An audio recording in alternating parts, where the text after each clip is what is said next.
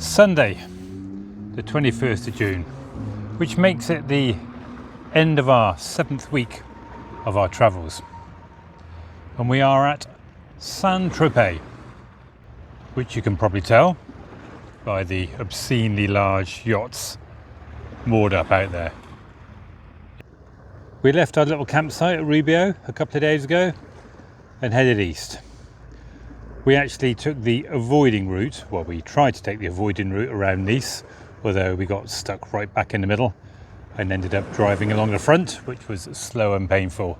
And then we turned inland and found a campsite up in the hills. It was rather large, but quite empty actually, because we're still not quite in season. But it was also very warm, I think early 30s. Yesterday, we came back down to the coast, down to Caen, and then turned right and followed the coast along. So basically we are driving the coast road on the Côte d'Azur, and it's awful. The coast road is generally 30 mile an hour limits most of the way, sometimes 20 mile an hour limits, so 50 and 30k respectively. And it is very, very slow. The coast is developed pretty much all the way, and it is not pretty. Tiny little beaches with a road and a railway, and then the developed towns or whatever. Even outside the towns, the hills are all developed. But anyway, we've come down to Saint Tropez. We're going to check out the town and the obscene wealth that will no doubt be here. As you can see, a lot of it is out there in the bay behind me. And then we're going to decide what to do. Probably head away from the coast, because if we go any further east, we're back to Toulon and then to Marseille. Neither of which hold any appeal, not least because we've been to Toulon, there's a ferry terminal, and Marseille is just another big, dirty French city. And I know that's not giving it any credit, because according to the books, it's much improved from the port of old, but we won't be going there. And look at that, we have a CBX. I was never a great fan, I always preferred the Z13. From my perspective, this is the most interesting thing we're going to see today.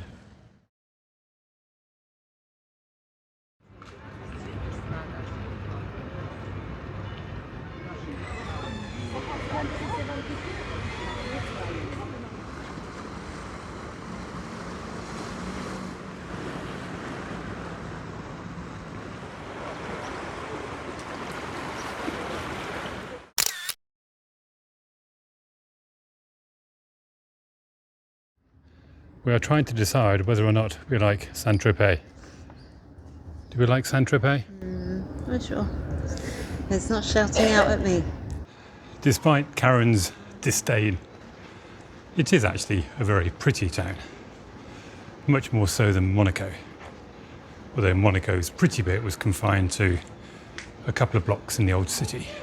Although I doubt there are any bargains to be had in the various shops in the city. And I want one of those with my name on it. Karen wants a mini Moog. That one's Kate. I would like a Karen.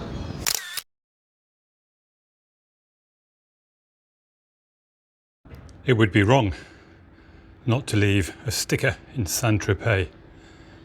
This one just above Homer. Hey Homer. And that concludes our visit to Saint Tropez. The old city was pretty and well worth a wander. The harbour, a bit like Monaco. If you're impressed with other people's money, it's a good place to come.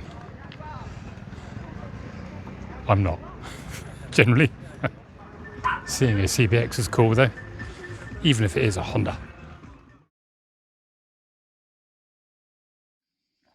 As we are heading inland, looking for somewhere to spend the night, we're driving up the valley off to my left. And we saw this place on the opposite side, which is a monastery. So we've come to check it out. Cars are not allowed, so we've parked off up behind me. And apparently it's about a 10-minute walk. I'm not sure we're going to go in, but we're certainly going to have a look. I was rather hoping the car park we'd parked in would be suitable for an overnight stay. But there are no camping signs there, so I guess not. It's hot this afternoon.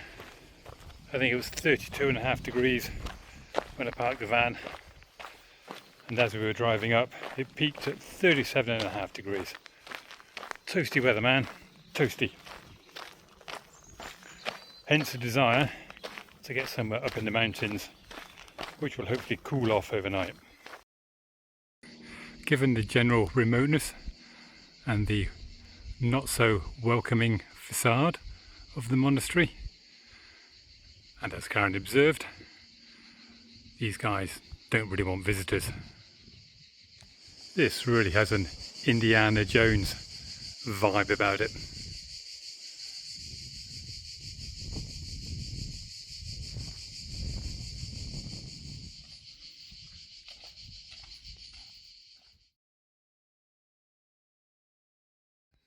Cool as it was in the gatehouse and the oil press room, which is directly behind me, we're back outside and it is really hot. We have coughed up the €7 each to get inside. Inside the various buildings it is really cool, or certainly the gatehouse that we've come in through. And those ramparts you see over there in front of Karen, they are of course not defensive. They are there purely to provide level floors for the buildings to their right. Karen is no doubt impressed, not by just the heather, but the dozens of butterflies. As well as the butterflies, there are numerous bumblebees.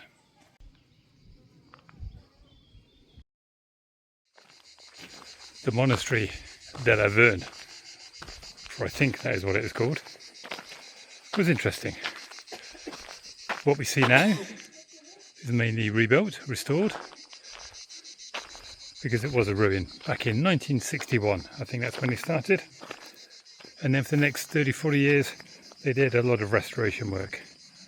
I think from the guide, although it wasn't clear, that it is still an active monastery with a number of sisters in there living in prayer and solitude, but we didn't see them, and our tour only took us around a very small part, which would support it being an active monastery, of course.